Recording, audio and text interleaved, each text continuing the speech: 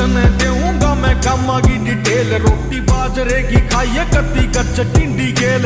ओ बीड़ियां के टोचन में ओ तेरे दिखाऊं और देखिए बिटोड़िया पे को गिया आली बेल। ओ लागे से स्कूला तेरे बंके आज भी सांप मारे ना किसाना करे डंके आज भी।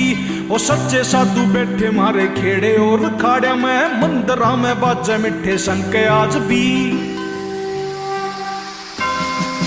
तेरे पक्का मुंह में पानी आवेगा सरसों का साग देख के। बड़े बड़े